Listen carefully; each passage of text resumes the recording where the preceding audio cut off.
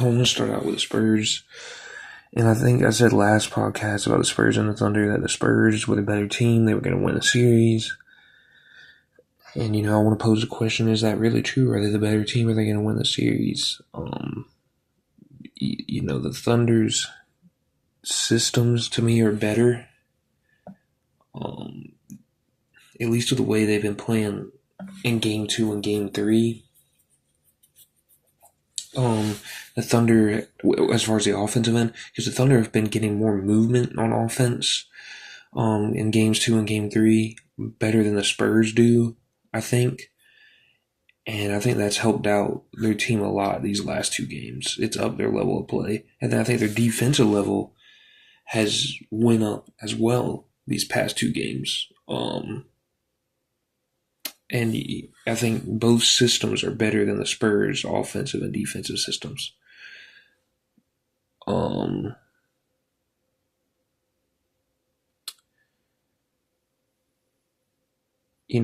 know the Spurs. I remember Nick Wright said on First Things First, and maybe I should hear the quote directly, but he said that Wemby said at the beginning of the year, the Spurs play basketball the right way, and everybody else doesn't, or somebody else doesn't, or I think he said everybody else. You probably need to fact check me on that. And he was saying that that's bold to say as a player who's never made the playoffs. But I kind of wonder if people overrate their systems. I don't think their offensive system, the stuff they do, the movement they get, they don't really get a lot of movement. They don't get a lot of screening. They're just super talented players, and they have Wemby who can alley-oop it or can catch alley-oops from any angle and turn his body, and he just has so much above the rim ability and the ability to shoot over anybody, and he can drive. He's so special. It makes their offense amazing. And they got so much talent around him with the guards and Fox, Harper, Castle, and Johnson. That's what makes their offense great. Not really anything special that they're doing as far as their movement, as far as their plays, as far as their cutting. Wemby has a lot of times in the games where he's not moving around, and he's so great that it doesn't matter as much compared to another player. But I think maybe their offense and defense is a little overrated. Like, they have great individual defenders in Wemby and Castle and Fox and Harper and Carter Bryant,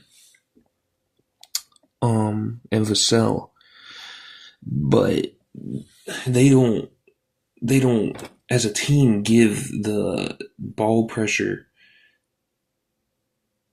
to be a better defense than the Thunder's been for these past two games. If you take the Thunder from the first game, yeah, I'd say the Spurs are a better defense, not because their ball pressure, not because of their physicality, but just because Wemby puts a lid on the rim, and he's contesting almost every shot out there. Every three he's within the vicinity in because he's so tall and so athletic. And every mid-range, he contests like almost every mid-range, even if he's not that close to the defender. Just his arms are so long, and he can jump so high for his height, and around the rim, people don't even want to challenge him. So, because of how athletic and tall he is. And if they do, they have to do it quickly. So, but if the Thunder are going to play defense like they played the last two games, where they're consistently physical on the defensive end, I think they have a better defense than the Spurs. So, the Thunder got a better offensive system, a better defensive system. Are they the better team? And I would still say no. I would say Wemby is so special with, like I said, his above the rim ability on offense, his ability to make post moves, drive from the perimeter, just everything he can do on offense, and how, close to unguardable it is in a sense because he's just so tall and so athletic at doing it. I would still say the Spurs are the better team and they're going to win, but I definitely have more doubts than I had after game two, because I've really felt like game two, the Thunder played at such an elite level, I didn't know if they would be able to sustain it, because it was so different watching them games one and game two to me on the offensive end and the defensive end. And I was like, can they really sustain this for the rest of the series? But they brought it to game two just like they did for, or they brought it to game three just like they did for game two. And, I thought even if they were that good, Wemby was just so impactful that the Spurs would still win. But, the Thunder pulled it out. And, I think the Thunder are also a lot more physical. Or maybe not a lot. A lot might be the wrong term, but they're more physical than those Spurs because Wemby isn't the most physical big. They don't have a real power forward on the floor. Most of the time, they had Wemby and Cornette out there for a little bit, which maybe that's something they need to look more into. Although I noticed when it happened, Cornette fouled somebody for three in an and Jalen Williams for three in an and one, or for an and one three. But maybe the two big lineup is something that the Spurs need to look at for physicality reasons. Even though I think Johnson is physical, and that was part of the problem too. He only played 12 minutes. I didn't understand that, but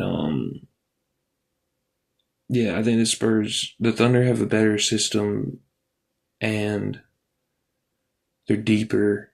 And in most situations, they would be the better team. But because Wembanyama makes such a difference, I think the Spurs are the better team, and I think they'll pull it out. So I want to give Wemby a little bit of credit, because I think he's more physical than people give him credit for, and if you were looking for a physical big, you wouldn't go to Wemby to find that. But I think he is more physical and willing to get rougher than people give him credit for.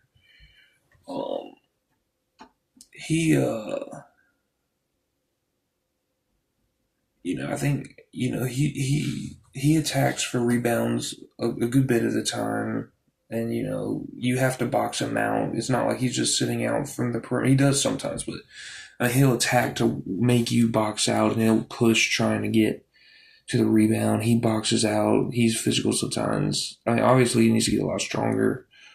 Obviously he is not as physical as he could be, and he's not always initiating contact with rebounding and on the defensive end. But I think it's higher than I thought, at least going into this game, and probably most people think, his level of physicality. I also wanted to, when Wemby said they play the right way, I don't know if he's talking about, like, in a basketball sense, like, the way they move the ball, the way they play defense and stuff like that, or if he's talking about, like, morally. Because to me, everybody's, I haven't really watched any of the videos, but I've seen a bunch of videos on how the Thunder are dirty and grabbing and stuff like that. And yeah, I did see that game one, Isaiah Hartenstein especially, but probably even other people too, grabbing and pulling people's hair and stuff like that. But I don't think that the Spurs are, exempt from that either. I think Wemby grabs, and I think other players they got grab. I know some of that's going to happen in the playoffs, but I think that quote from Wemby may have been a little on his high horse. And Wemby's pretty expressive. He's going to say how he feels, and he really doesn't care what people think. But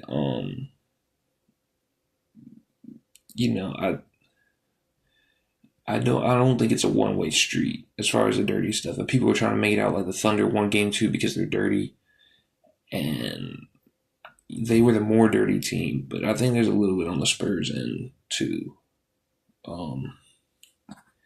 And kind of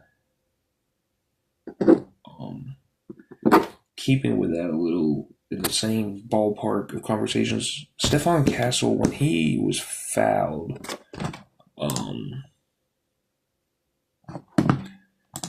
twice, and they got a technical or probably, I guess, flagrant foul on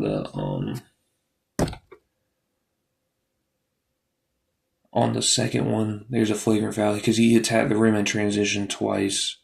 First time Caruso fouled him. Second time, Ajay Mitchell or Ajay Mitchell. I don't know how to pronounce it. I think Ajay Mitchell fouled him. I didn't really think either of those fouls were dirty. I know the second one got the flagrant foul, and he did go flying, but I don't know. I just really didn't think it was that dirty of a foul. I mean, he didn't. Stephon Castle really didn't get that high in the air. It wasn't like he totally undercut him. Like he was under him, but I don't say he undercut him. I mean, it was a foul. It was he didn't want him to get the layup, you know, and especially the Caruso one. Caruso just got him almost on the hand. You know, it was just the way Castle went. I mean, if you're going up in transition, stuff's going to happen sometimes. You're going at high speeds, and especially the way Castle finishes, and like that dunk he had on Hartenstein. I think game 2. He's super athletic. He's fast and he's aggressive. And you're in transition. You're gonna get knocked down and fall. I think he overreacted, and I really didn't think it was a flagrant foul. I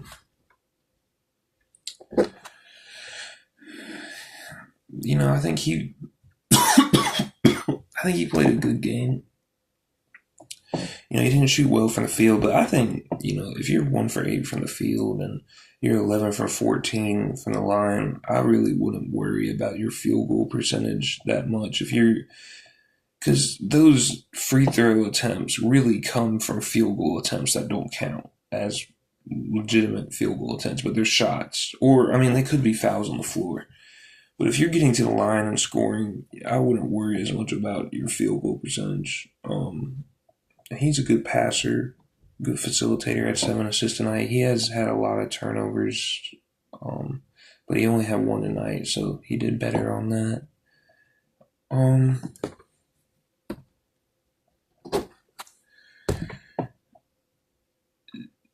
So De'Aaron Fox, I thought really helped them coming back tonight. He's just so fast. He's so great with the ball. He's strong. He's great. He played great defensively.